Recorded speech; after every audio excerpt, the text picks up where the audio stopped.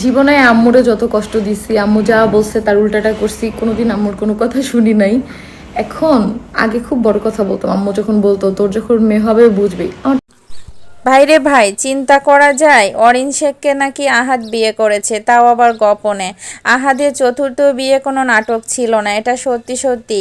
আর এই বিয়েটা নাকি গোপনে করেছে অরিন শেখকে। আর এবার তো তিশার তাহলে কপাল পুড়লো। তিশা এর আগে রাগ করে চলে গিয়েছিল বাবার বাসায়, আসলে ঘটনাগুলো সত্যি ছিল। আর আহাদ তিশাকে, অরিন শেখকে বিয়ে করেছে, তিশাকে গোপন করেছে। কারণ তিশা বিয়েতে কখনোই রাজি ছিল না এবং থাকবে না। তো এখানে কত নাটকটাই না করলো, কিন্তু অরিন শেখ কিন্তু তার ফেসবুক পোস্টে কিন্তু বলেছে যে আহাদের সাথে আমার বিয়ে হয়েছে, এবং এর আগে কিন্তু সে একটা ভিডিও দিয়েছিল যে অরিন শেখ আর কি বিয়ে করেছে, নতুন সংসার। তাহলে কি পোস্ট দিয়েছে একটু পড়ে শোনাই আপনাদের।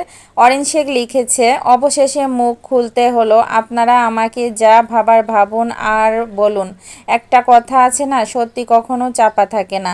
আমি আপনাদের জানিয়েছি আমি কিছুদিন আগে বিয়ে করেছি। হ্যাঁ, সত্যি বিয়ে করেছি, তবে অন্য কাউকে না, আহাদকে বিয়ে করেছি। আমি কোনোভাবে তাকে বিয়ে করতে চাই না, আমাকে জোরপূর্বকভাবে বিয়ে করেছে।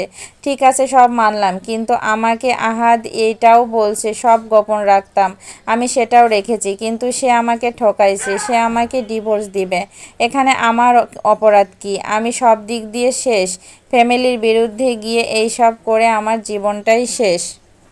অরিনকে যে আহাদ বিয়ে করেছে এটা কিন্তু অরিন খুব ভালোভাবে সবাইকে জানিয়ে দিল তার পোস্টের মাধ্যমে। আর আহাদ গোপনে অবশ্যই বিয়ে করেছে, কারণ অরিন সে কিন্তু এর আগে ভিডিওতে বলেছিল আমার নতুন সংসার, নতুন সংসারে কিন্তু তার তেমন কিছুই হয় নাই। তারপরে আরও বলে যে আমার জামাই, আপনাদের ভাইয়া আমাকে কফি বানিয়ে খাওয়ায়, এটা সেটা বিভিন্ন কিছু, আমার জামাই আমাকে গিফট করেছে। যাই হোক, এই যে এখানে কিন্তু আহাদ সত্যি সত্যি কিন্তু গোপনে অরিন শেখকে বিয়ে করেছে। আর এগুলা আহাদ তিশা গোপন করে রেখেছে যাতে পাবলিক না জানতে পারে।